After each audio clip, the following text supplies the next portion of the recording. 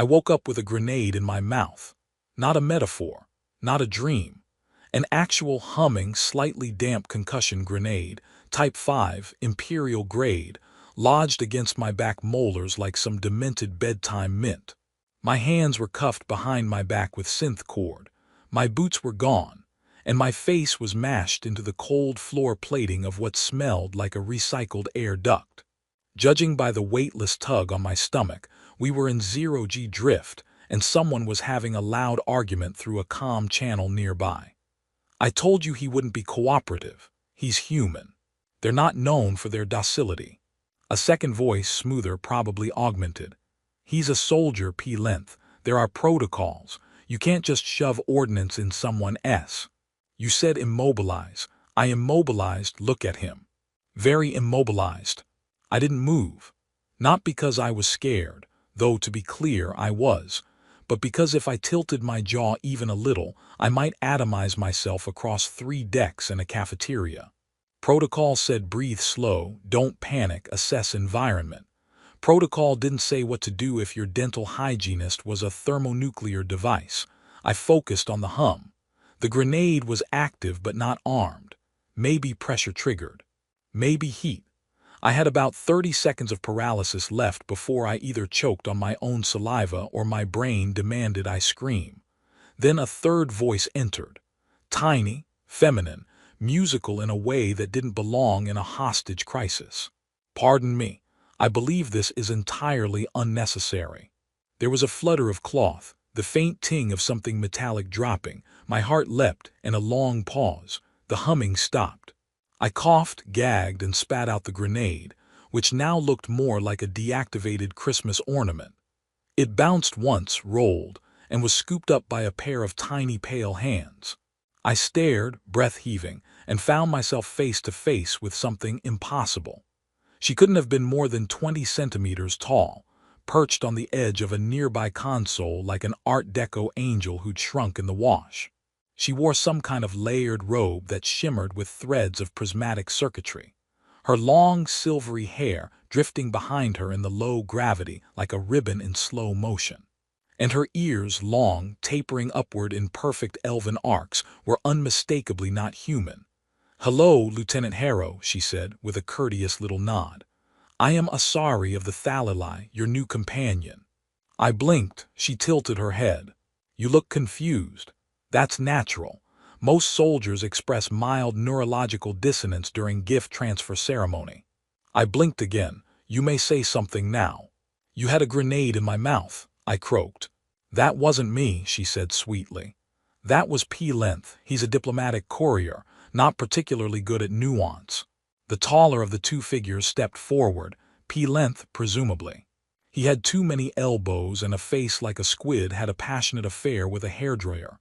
"It was a harmless threat," P-length hissed. "It was in his mouth," I repeated. "I didn't arm it. I'm not even on duty." "Look," the augmented voice said from the shadows. "You're lucky we caught you while you were off watch. We didn't want this going public yet." "This what?"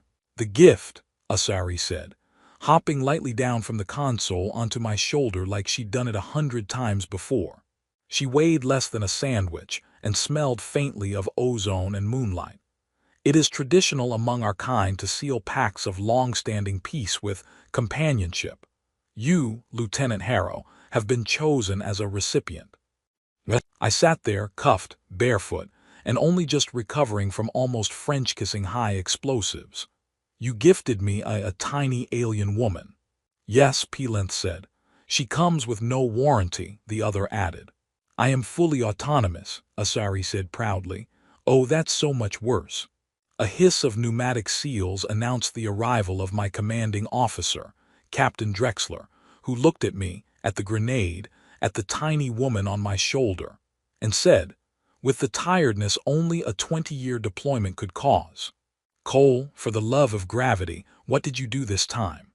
"I woke up," I said. Drexler pinched the bridge of his nose. "That's it. That's your whole statement." "Sir, they put a person in my lap and called it diplomacy." "Not a person," Asari corrected. "A sacred emissary of the Thalali Memory Conclave. Also, your cohabitant for the foreseeable future." I can't bunk with her, she's tiny. I have modular habitation gear in my satchel, she said, patting a shimmering pouch at her side. Your quarters will suffice. Oh, will they? You will find I am low maintenance. Great, fantastic, do you eat? Yes. Can I afford whatever it is you eat? No. Drexler held up a data pad. Orders came through the Federation Diplomacy Corps. It's legitimate. You're to accommodate the gift under Standard Pact Code, subsection 11 Delta. 11 Delta is about agricultural exchange, sir. New addendum, he said. Asari made a tiny pleased sound. I will prove useful. I am trained in 23 combat simulations, 7 culinary styles, and 1 form of interpretive dance. P-Length muttered. We told her to skip the last one, but she insists. I stared into the middle distance. So I'm just supposed to live with her, feed her, talk to her. You'll find me delightful, Asari said. She's a living creature, I said, voice rising. Not a pet, not a toy, I don't want to. She touched my cheek, impossibly soft. Then do not treat me as such. I am not your property, Lieutenant. I am your companion. That is how the gift works, you will see. There was silence. Drexler handed me my boots. You're on watch in 10, soldier. I put them on with robotic precision. Asari hopped to the floor and rummaged in her satchel, pulling out what appeared to be a collapsible bed the size of a sardine tin. With a graceful flick, it expanded into a tiny pagoda-style structure, complete with nanolights and a charging port. Don't worry, she said, as we walked back toward the barracks. I only snore during planetary storms. I hate everything about this. I understand, she said cheerfully. Most humans are very poor at receiving gifts, especially ones that talk back. Even worse when they're right. I looked down at her, floating beside me in the corridor like some smug, glittering speck of divine punishment. This was going to be a very long deployment. The next morning, I woke to the smell of cinnamon, which was deeply suspicious, given that the standard rations on Forward Outpost Kepler 9 didn't include anything spicier than regret. I cracked one eye open. My bunk was still mine, my boots were still muddy and upside down on the floor, and the grimy steel ceiling still had the same old dent from that one incident with the malfunctioning grav hammock and the very unfortunate birthday party. Nothing had exploded overnight. That was progress. But my room now included furniture I didn't remember authorizing. A structure no bigger than a shoebox now stood neatly in the far corner. A scaled-down Thalali habitation module with elegant archways and glowing moss curtains, arranged with infuriating precision. Next to it sat a miniature table carved from synthetic wood, complete with 2 thimble-sized chairs. One of them was occupied by a barefoot alien woman no taller than my hand, sipping what smelled like spiced tea from a translucent cap. Good morning, Lieutenant Harrow, Asari said, not looking up. How long have you been awake? I croaked. She glanced at a glowing rune on her sleeve. 4 hours, 26 minutes. You snore at a frequency of approximately 43, 2 Hz. It's oddly soothing. I don't snore. Then I must be hallucinating, she said, setting down her cup. In which case I'm probably still in a laboratory, plugged into a virtual training matrix, and none of this is real. Wish I were plugged into a training matrix. I rolled out of bed, hit the floor with a grunt, and shuffled toward the wall terminal, rubbing my eyes. The screen flickered to life, confirming that yes, I still had 3 unsent reports, 2 disciplinary flags from yesterday's outburst, and now a domestic cohabitation code to file for the integration of a foreign entity guest-class diplomat. I groaned. Asari flitted down from her seat and landed lightly on my shoulder again, perfectly balanced even as I lurched toward the sink. She had a talent for making every action feel like choreography, while I struggled to operate toothpaste with one hand. I've taken the liberty of updating your schedule, she said cheerfully. You what? I reviewed your tactical patrol cycle and optimized it. You now have an additional 18 minutes of free time per shift. I used it to schedule mandatory hydration and personal reflection windows. You can't edit a soldier's shift schedule. I can, and I did. Captain Drexler signed off. That traitor. He seemed relieved you had someone to manage your chaos. I don't have chaos. Really? Your sock drawer suggests otherwise. I turned to glare at her, then noticed she was dragging a pair of my socks behind her like some sort of defeated woolen serpents. She tied them into knots with perfect geometric symmetry. These were protesting their lack of order, she said gravely. You organized my socks. I performed a full efficiency audit of your entire room. There was a pause. You reorganized my porn folder, didn't you? I renamed the files for clarity. I groaned into my hands. She flew up to perch on the terminal and kicked her feet innocently. You're welcome. The barracks weren't any better. Word had spread fast. By the time I reached the mess hall, every single member of Echo Squad had made a point to walk past me, nod sagely at my shoulder, and whisper some variation of nice upgrade. Private had even brought me a sewing kit, complete with a pink thimble-sized hoodie labeled Best Alien Roommate. Asari accepted it with regal poise. Do tell him thank you, she murmured. I will do no such thing. He made it with very nice thread. He embroidered a heart on the back, Asari. Perhaps he likes you. He also carved your face into a rations box. A little wide in the ears, but flattering. The jokes were endless.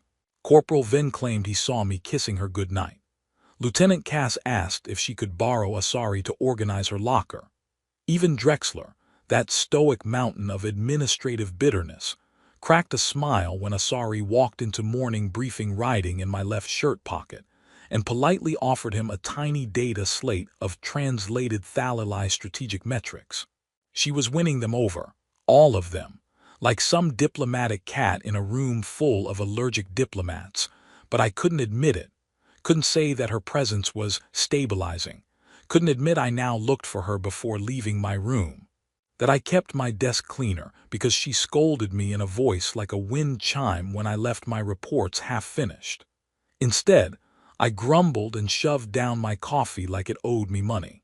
We were back in my quarters when the next strange thing happened. Asari had just finished installing some kind of glowing crystal obelisk on her desk that was apparently a memory coil, whatever that meant, when the lights flickered. Once, twice, then the entire room went dark. Power S out, I muttered. Not just your room, Asari said, eyes narrowing. There's a pulse wave interfering with the ship's M grid. You can feel that. I can feel the molecular rhythm of this station. Something's off. I drew my sidearm out of habit, more for comfort than use. You're starting to sound like a space wizard. I am a space wizard, just a very tiny one. The emergency lights kicked on a moment later, red and low, pulsing like a heartbeat. Outside, the corridor screens showed a flicker of static and then a garbled mess of code. I stepped into the hall. Asari flew beside me, hovering without a sound. Down the corridor at Junction 9, a shadow moved. I raised the pistol. Who's there? No answer. Then a thump, low, wet, like something heavy had fallen. Asari's voice was suddenly quiet. There's a ripple. Someone breached the null fields. I stared at her. That's impossible. Only command has that kind of. She cut me off. It's not human. Another thump and then, boo. Hen jumped from the shadows, grinning like a lunatic and holding a bucket of leftover gelatin cubes dyed blue. I nearly shot him. I hate you, I muttered, holstering the pistol. Asari sighed, floating beside me. That was undignified. Han laughed. Come on, Harrow, you looked like you saw a wormhole kiss your mother. Try it again, and I'll show you where to shove your gelatin. Han saluted, still grinning. 10 Hut soldier. Alien princess needs her beauty sleep. As he strolled off, Asari muttered, Your species is exhausting. You're not wrong. I waited until we were back in the room before exhaling fully. The lights stabilized. The screens returned. I glanced at Asari. Was that pulse real? I asked. Yes, she said, but I don't think it was a breach. What then? She tapped the memory coil. A signal, not for you, not for me, but close. I swallowed. Is it dangerous? She gave a small, mischievous smile. Let's find out. The next anomaly came during shower rotation. I was mid-lather, contemplating the endless riddle of why military-issue soap always smelled like burnt lemon and machine oil, when the lights flickered again. Just a quick pulse, like a blink. I froze, suds dripping down my elbows.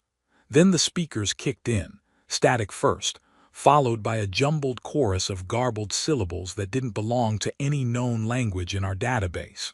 That's when I heard Asari's voice through my earpiece, sharp and uncharacteristically serious. "Cole, something's back." I slipped, fell, and nearly concussed myself on the tile. "I'm a little busy." I grunted, grabbing a towel and stumbling into my uniform one arm at a time. "What do you mean back?" "Same pulse signature, stronger this time, like a sonar ping." "From what?" "I don't know, but it's searching." "I really don't like the way you said that. Also, you left your socks inside out again." "Can we focus on the potential cosmic threat, please?" Back in the corridor, the emergency lighting hadn't triggered, but the walls were humming faintly. No one else seemed to notice. Two engineers passed me holding a busted coolant regulator, arguing about the ethics of using duct tape on plasma valves. Typical. That kind of blind confidence in dangerously patched hardware was exactly why I didn't trust the plumbing on this station. Asari emerged from my collar like a tiny storm cloud of concern, her long ears twitching. "It's deeper than before. Not just M distortion. It's tapping the gravitic core's resonance field." "English, please." "It's knocking on our ship's heartbeat, Cole." That sounds deeply metaphorical and wildly unsettling. I moved quickly toward the ops wing, cutting through the commissary, where someone had dropped an entire tray of nutrient bricks on the floor, and two privates were trying to eat them anyway. At Command Deck 2, Drexler stood with arms crossed, looking like someone had just asked him to share his pudding. Behind him, two analysts were frantically comparing data streams, while a third smacked the side of the console with the confidence of a man who believed in percussion-based debugging. "Talk to me, sir," I said, approaching. Drexler didn't look at me. "We've got an echo." "I figured. Asari says it's hitting the gravitic field." "She's right. Whatever it is, it's interacting with the station like it's alive." "She also called it knocking on our heartbeat." "That's either poetic or terrifying." "Both, probably both." Asari floated down onto the table beside the holomap and began weaving glowing symbols in the air with her fingers. The analyst stopped to stare. Drexler cleared his throat. "She authorized," he asked me. "She's a sacred emissary of the Thalali Memory Conclave, sir." Drexler sighed. "Fine." Within seconds, Asari had created a three-dimensional model of the pulse wave, magnified its source vectors, and overlaid it with patterns from a Thalali archive we weren't supposed to have access to. "I've seen this kind of modulation before," she said quietly. "It's not a distress call." "Then what is it?" "A curiosity, something scanning us for familiarity." "Like a fingerprint check." "More like a greeting. From something that's forgotten how to speak." The analysts began whispering. I frowned. "Are we in danger?" "Unclear." "That's not comforting." She looked at me. "Would you prefer I lie?" "I would prefer if we weren't possibly being scanned by a sentient space ripple, yes." Then the lights went out again. All of them. Every panel, every console, every screen dead. The silence that followed was the kind that squeezed behind your ribs, sat down, and invited existential dread to tea. Drexler barked into his comm. No response. I tapped mine. Static. Asari glowed faintly, casting the only light in the room. Her voice was calm. "We're inside the pulse." "Inside." It moved, enveloped us. Like a bubble." She nodded, "And now it's listening." I wasn't sure if I should be flattered or horrified. Then the pulse hit. It wasn't sound, not really. More like pressure in your bones, as if the air itself had decided to flex. Everyone staggered slightly. My vision flickered, and for a heartbeat I saw something. A shape, vast, drifting, eyes not made of light but absence, and then it was gone. The systems rebooted 5 seconds later. Lights returned, screens blinked on, Comms buzzed. The pulse vanished. Report, Drexler snapped. Systems green, an analyst said, pale. No sign of intrusion, no structural damage. It was like nothing happened. Something did happen, I muttered. We all felt it. Asari floated back to me, thoughtful. It saw us and left. I looked at her. Why? Because it's still looking, and we weren't what it wanted. That sat like a stone in my gut. Drexler gave orders to sweep the ship, check external sensors, and double reinforce firewalls. I was told to get some rest, which was military code for stop making everyone nervous. Back in my quarters, I slumped into my chair and watched Asari delicately hang a tiny wind chime made of magnetic shards. You're very calm for someone who just stared into the void, I said. She glanced over. It didn't scare me. It scared me. She considered that. That's because your species only recently invented proper pants. Your tolerance for cosmic horrors is still developing. I chuckled despite myself. How long have you been waiting to say that? A week. Silence stretched between us. Do you think it'll come back? I asked. I think it never really left. Great, sleep tight then. I shall, she said, curling into her tiny bed, pulling a silver net over herself like a cloud. And for the first time, as the lights dimmed, I realized I wasn't alone anymore, which was either very comforting or about to get very complicated. By the end of the week, the crew had collectively decided that whatever ghost was knocking on our ship's proverbial window could wait until after poker night. It had become something of a ritual. Fridays at 1900, Mess Hall B, one crate flipped into a table, a circle of tired humans pretending they still remembered what relaxation felt like. This time, though, Asari was invited. Technically, she wasn't cleared for informal morale-building activities involving simulated gambling. But when someone that small flies in wearing a shimmering cape and calls your bluff with perfect mathematical precision, rules tend to lose their weight. 4 threes, Ven muttered, folding. 2 aces and a guilty conscience, Asari replied serenely, laying down her hand. Do you count cards? I count everything. You terrify me. I accept your fear. I leaned back in my chair, arms crossed, watching her rake in a pile of dry ration tokens that she'd insisted on using as chips. She didn't even need the food. Her metabolic requirements were somewhere between a hummingbird and a small flame, and most of her actual meals consisted of glowing nectar beads she brewed from a moss growing in a repurposed specimen drawer. Still, she played like a creature who found deep spiritual fulfillment in bankrupting lieutenants. Drexler walked by at one point, paused, stared at Asari balancing 3 poker chips on her head, then muttered something about the end of regulation decorum and stormed off. Someone should tell him his posture's getting worse, Asari said, watching him go. He's starting to look like a disgruntled toaster. You've been here, 10 days? And you've already psychologically profiled half the senior staff. I profile people the moment they blink. That's not unsettling at all. Later that night, back in my quarters, the pulse returned. No warning this time, no flickering lights. Just the sudden feeling that the floor had tilted half a degree, as if the entire station had inhaled. Asari was asleep, curled in her translucent pod like a pearl. The air buzzed around her. I sat up in bed and didn't move. My datapad turned itself on. Lines of code scrolled across the screen. Not standard logs, not diagnostic reports. Memories, old ones. Mine. I saw my first days in boot camp, blurred, cold, sharp with failure.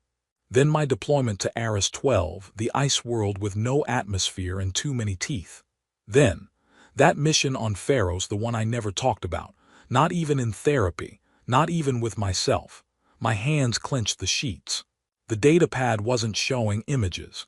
It was projecting sensations, emotionally encoded data like some kind of empathy playback. I felt each moment like it was being re-injected into my nerves.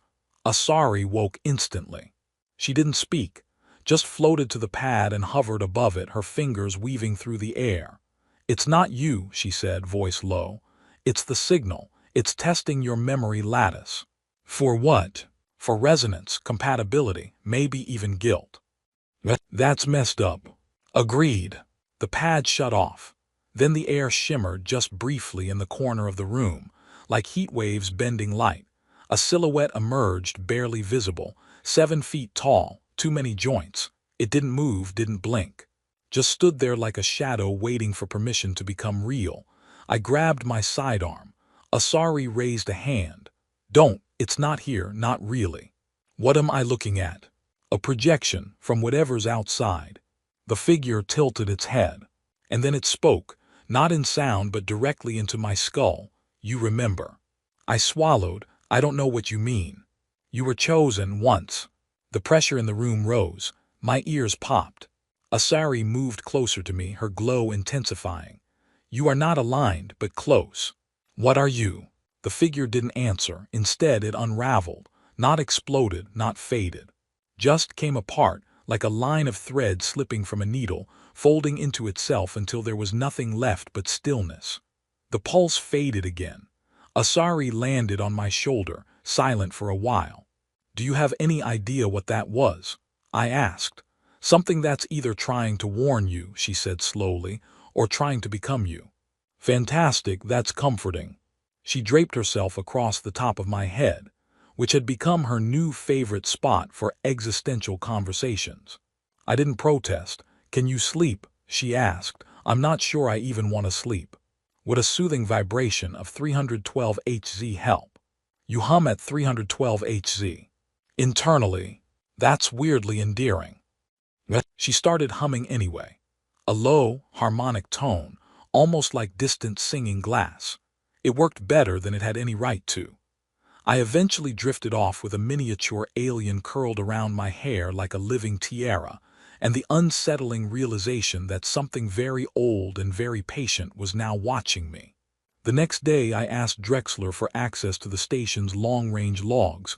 He said no, so I asked Asari to ask. He said yes. Do you hypnotize people? I asked her afterward. I project a combination of grace and judgment that triggers compliance, she said. Also, I complimented his shoes. The logs were a mess, but somewhere in the noise we found a match. 13 years ago, a pulse with a nearly identical resonance had been detected near the outer asteroid fields of the Carson Fringe. It was dismissed at the time, blamed on a neutron storm. The ship that logged it, mine, fresh out of training. My first assignment, I sat back in my chair and exhaled. That's why it chose me. Because it's familiar, Asari said, or because it marked you. I looked at her. Why now? She didn't answer. Instead, she climbed into my open drawer and pulled out the tiny map she'd been sketching, lines and dots drawn with luminous ink. What's that? She pointed to a glowing cluster of shapes. I think it's coming from here. That's off-grid. It's beyond map space, a void zone. Fantastic. Void zones always end well. She tilted her head. Do you want to wait for it to find you again, or go looking first? I stared at the map, then at her. Then, inevitably, back at the drawer where she'd alphabetized my socks again. Fine, I said. We'll find it. She smiled. You're very agreeable when faced with impossible odds. I'm a soldier. It's in the manual. And somewhere beyond the stars, something pulsed again, quieter this time, like it was waiting. We weren't supposed to take the shuttle. Technically, it was classified as a reconnaissance-only vessel, limited to short-range surveys and emergency evacuations. Not designed for deep space travel, not built for comfort, and definitely not authorized for unscheduled off-grid excursions to void zones pulsing with cryptic alien signals. But regulations had a funny way of sounding optional when the fate of your neural stability might be hanging in the cosmic balance. I reprogrammed the destination markers, Asari said, hovering above the pilot console like a particularly smug desk lamp.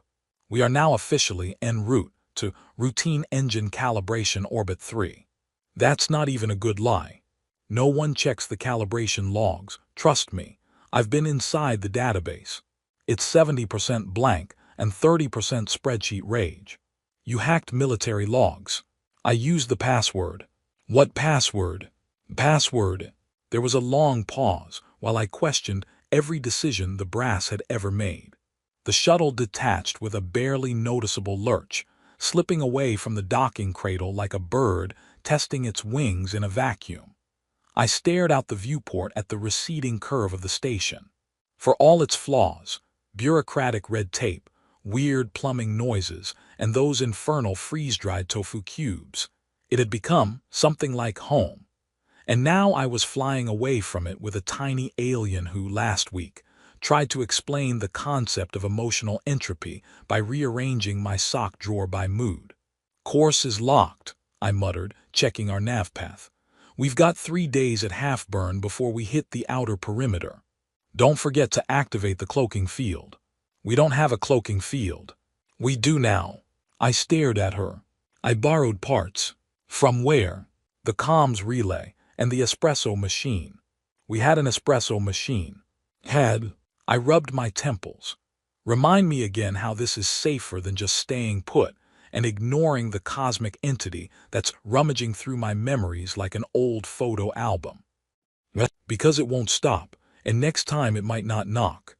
It was hard to argue with that logic, mostly because it was accompanied by the kind of tone that suggested ancient knowledge and a quiet fondness for being right. The days blurred. Out here, in the black, time didn't stretch, it dissolved. The hum of the engines became a background mantra. Asari spent most of her time in the avionics panel, occasionally muttering things like primitive design and why is this held together with screws. I tried not to take offense. We passed a rogue comet on day 2. It trailed dust like a tail of silver ghosts. Asari wanted to land on it, claiming the surface might contain memory crystals. I vetoed the idea on account of not wanting to become a decorative smear across a piece of ancient space ice. She pouted for 5 minutes, then reorganized the shuttle's food stores by nutritional despair levels. The tofu cubes won. It wasn't until the start of day 3 that things got weird.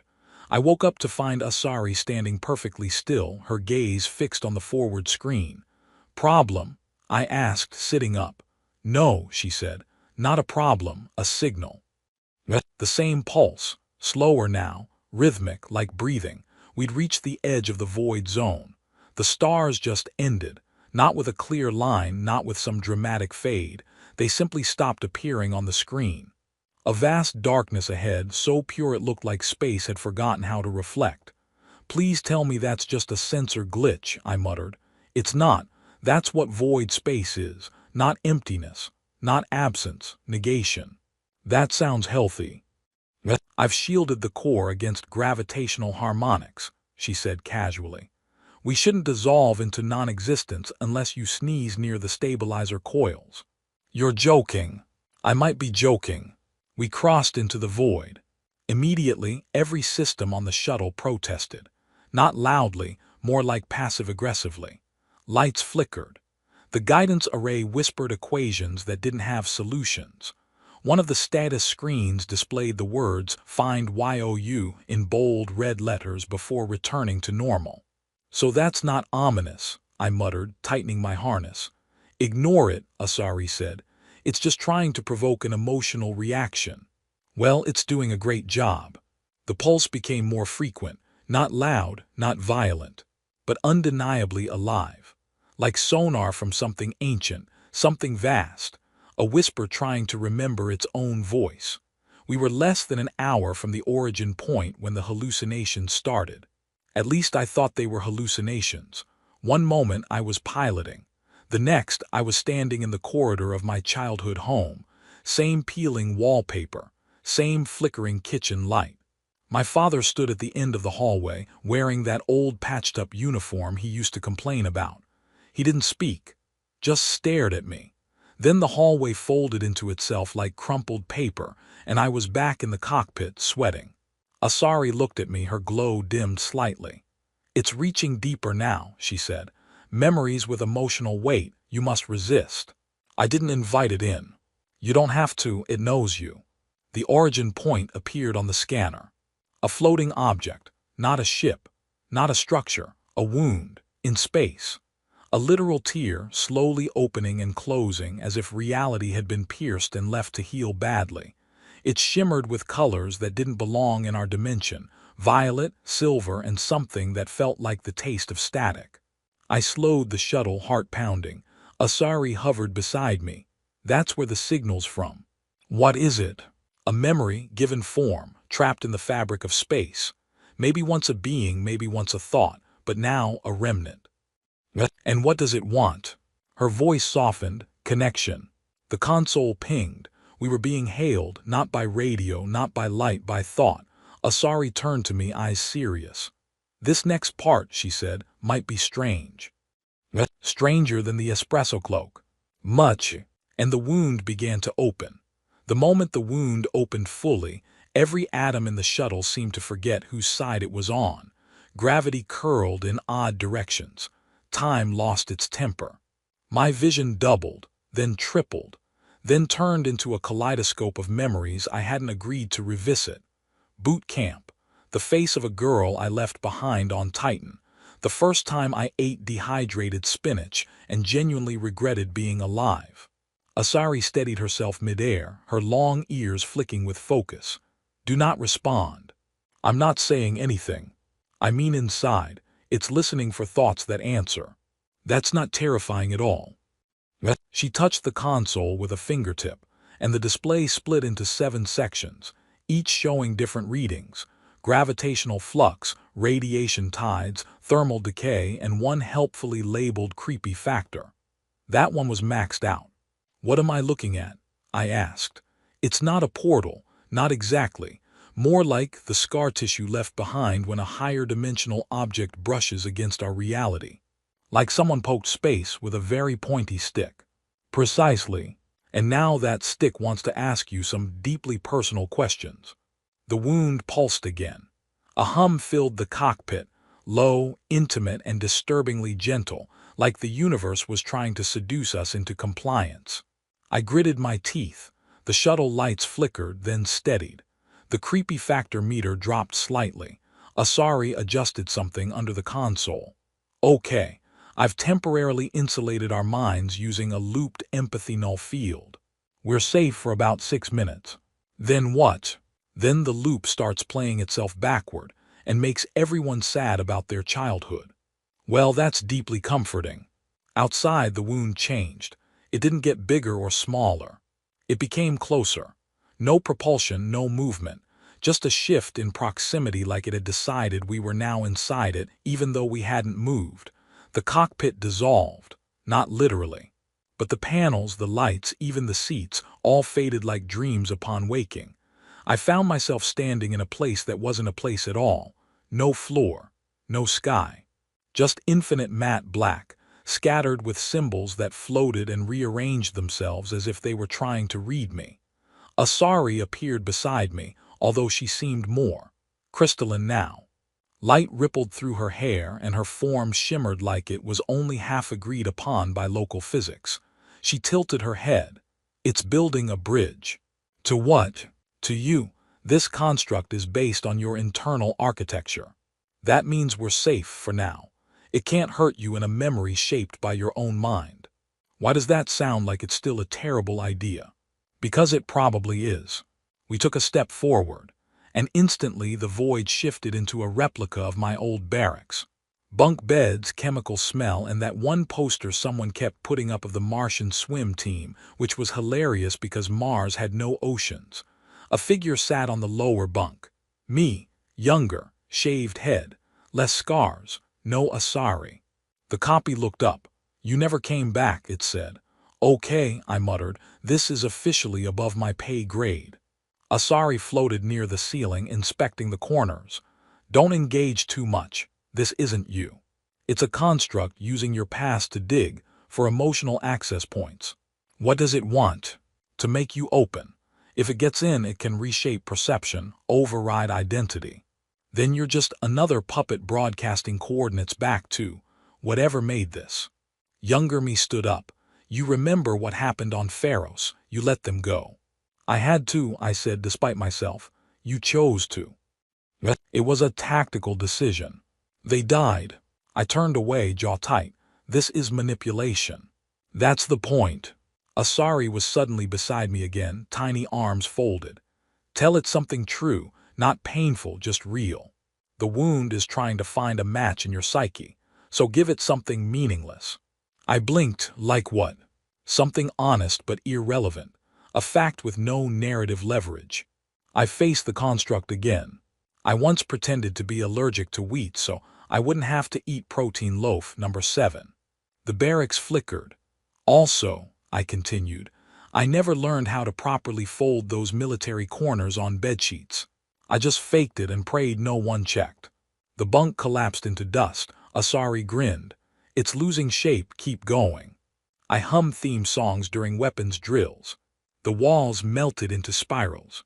I named my sidearm Gertrude and told no one. The wound buckled. The symbols reappeared in the air, whirling frantically. One of them hovered in front of my face, 3 intersecting loops with a red core. It vibrated. Then it spoke. Not in language, in feeling, regret, loneliness. A hunger not for food or power but for anchor, like it had been lost too long, drifting in a dimension that never remembered it. Asari touched my arm, its reaching threshold. We can either pull back or try to communicate. But if we stay, we risk imprint. What's that mean? It thinks we're a suitable replacement for whatever it used to be connected to. It will bind to us. Like symbiosis. Like cosmic codependency. I stared at the red core. Is there a third option? Yes. What? We confuse it and run. I like that one. Asari darted forward, drew a glowing shape in the air, some alien sigil, and tossed it toward the symbol. It struck with a flash. The entire reality shimmered, twisted, then ejected us like a bad dream, spitting out an unwelcome guest. We slammed back into the cockpit. Real metal, real lights, alarms blaring. The wound outside was closing. No. Sealing, like it had flinched away from something it didn't understand. The creepy factor meter shattered. Asari grinned, teeth gleaming. Told you confusing it would work. I wheezed. What the hell did you throw at it? An emotional contradiction. It can't process paradoxes. I told it we were both afraid and bored. The shuttle spun once as systems rebooted.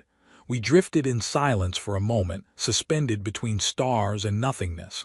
I finally spoke. What was that?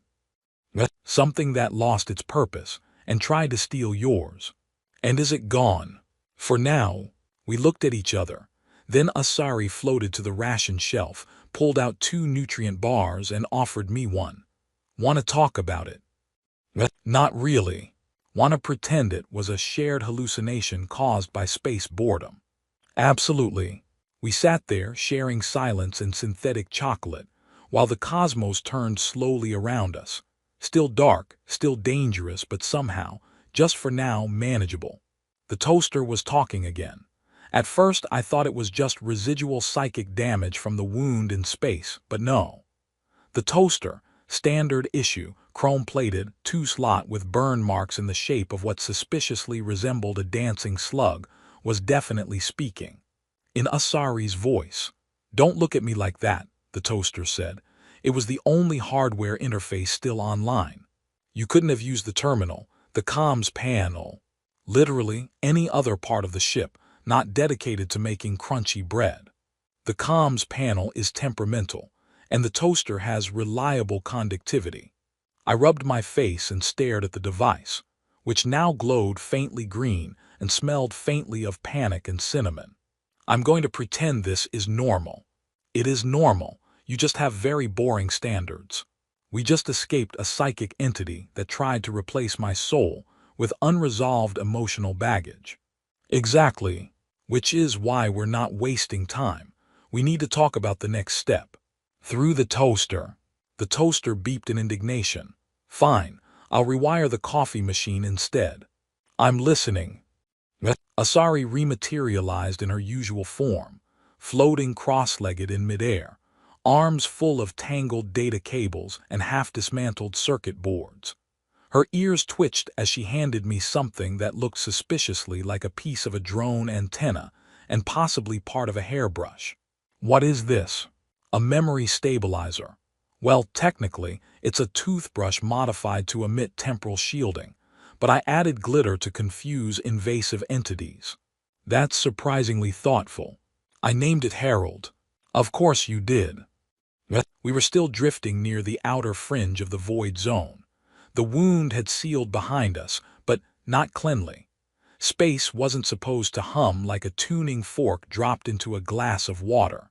Asari insisted we maintain proximity for observation, which apparently involved collecting data, eating flavorless rations, and arguing with appliances. Here's the thing, she said, pulling up a holographic projection of the anomaly. Whatever that was, it wasn't isolated. I'm tracking ripples, like echoes through folded spacetime. Other wounds, maybe, or memories of wounds, fractures trying to find each other.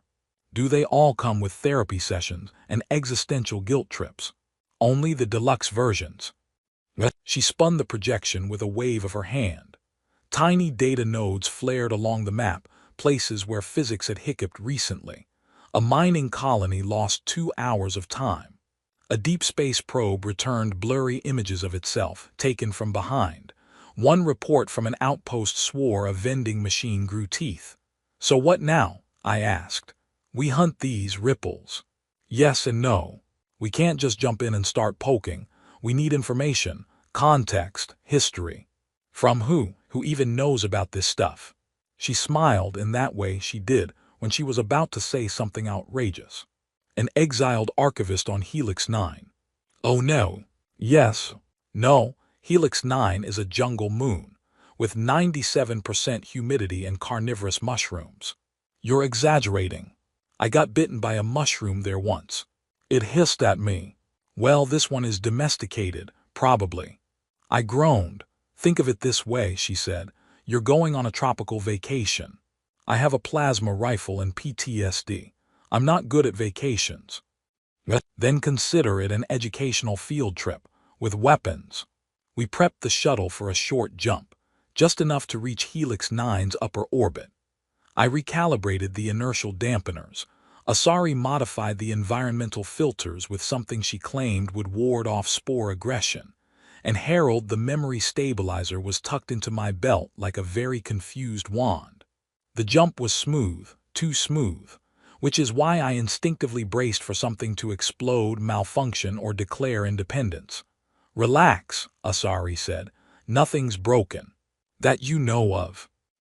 We broke atmosphere with a gentle ripple of clouds. Helix 9 sprawled beneath us, green, steaming, beautiful in the way a tiger is beautiful right before it decides you look like lunch.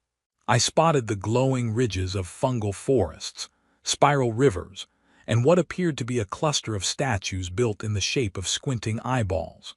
Friendly place, I muttered. Can't wait to get eaten.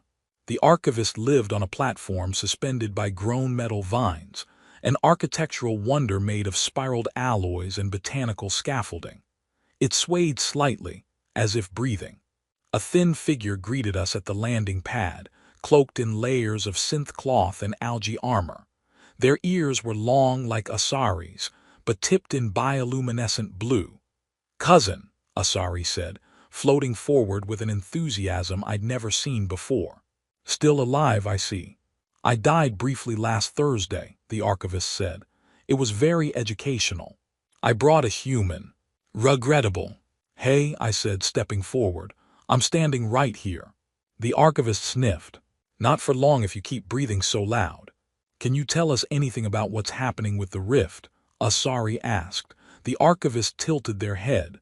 Oh yes, but I'll need a favor first. I sighed, of course.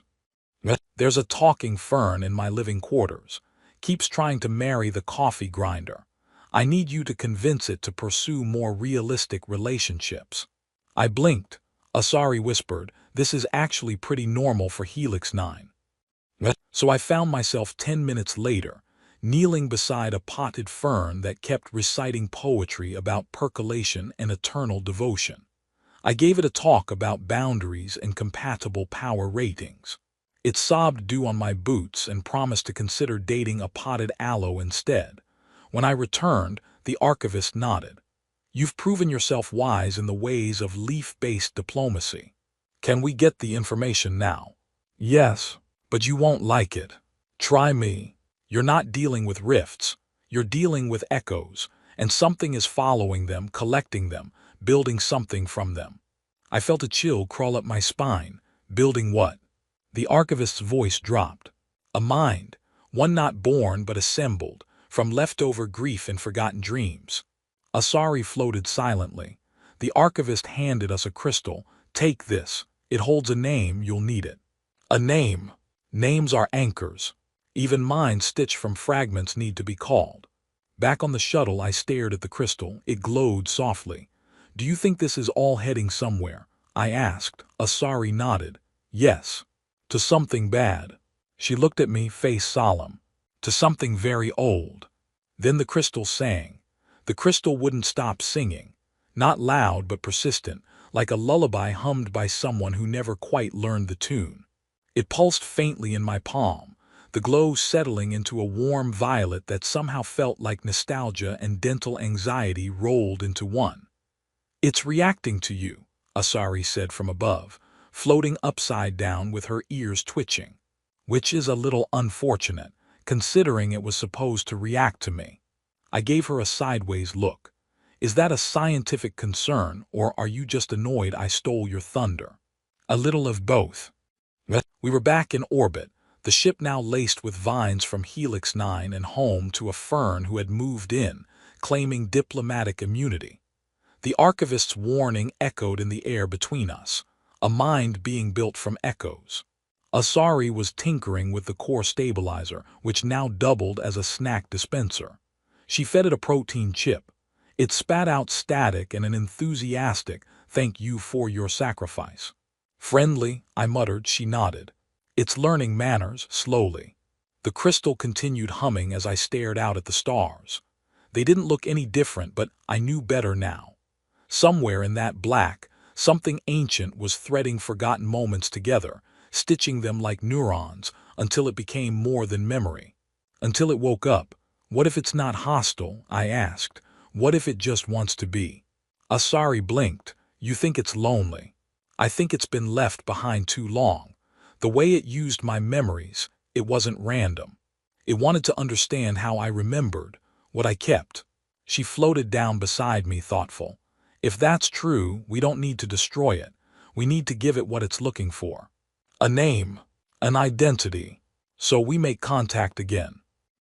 She smiled, but this time we go in prepared. We built a chamber, half technology, half dream. A mental interface rigged with mnemonic stabilizers, a looping empathy field, and a small slot for snacks in case the mind turned out to be emotionally hungry and hypoglycemic. Harold the memory stabilizer got an upgrade, now glowing pink and vibrating softly like a very determined toothbrush with anxiety issues. The moment I held the crystal in the chamber, everything dissolved. No pain, no noise, just transition. One moment I was in the ship. The next I was standing on a beach of glass under a sky that flickered between childhood skies and solar flares. The air smelled like old books and cold metal. And it was there. Not a shape. Not a being, a presence. It wove itself from silhouettes of people I had known and forgotten. It tried on faces like costumes. My father's voice. My old squadmate's laugh. The flicker of a dream I once had about a talking duck in an opera stage. I held up the crystal. I know what you're doing, I said. I know why you're afraid. It didn't speak, but I felt the ripple of attention. You're not whole, I continued. You're made of loss, abandonment, but that doesn't make you a threat. It responded not with words but with fragments. Images, my bunkmate's handwriting, a child's drawing of a planet with too many moons. A melody whistled in a hallway, all pieces of something that wanted to remember itself. I'm going to give you a name, I said, one that isn't borrowed. I placed the crystal on the ground. The light surged, everything collapsed and reformed. The cockpit returned. Asari stood beside me, eyes wide. Did it work? She asked. The crystal floated in the air now, humming steadily, not a lullaby anymore, a song, a real song. I think it did, I said. It's stable. We should name it something noble, she said. Like Starmond or Echoborn. I was thinking something simpler. She raised an eyebrow, like, Kevin. She stared at me. You named a cosmic echo entity Kevin. It seemed friendly. The crystal flared once as if in agreement. Kevin was apparently fine with that. We spent the next few days rechecking the anomaly zones. The ripples were gone, or rather they weren't chaotic anymore. The tears had closed. The memories no longer screamed, they hummed. Kevin was stitching them gently now like someone repairing old music. Asari adjusted one of the sensors. Well, you saved the universe by being emotionally available. How do you feel? Honestly, hungry and a little wiser. Don't get used to it. The fern made a noise from the corner. Apparently it wanted a wedding update. I think I've changed, I said suddenly. Not in the dramatic I've seen the truth way, but in the way that makes you sit down more often, think more, listen harder. Asari floated beside me, her long ears swaying slightly. That's called growth. Feels weird. It should. I looked out at the stars, at the once fractured threads now gently humming in harmony. So what now? I asked. She smiled.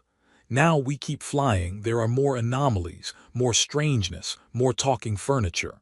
The universe is absurd and dangerous and full of surprises. And Kevin. Kevin comes with us. I laughed, of course he does. The ship rumbled as we broke orbit, stars stretching ahead. The future didn't feel certain. It didn't feel safe, but it felt possible, and for the first time in a long time that was enough.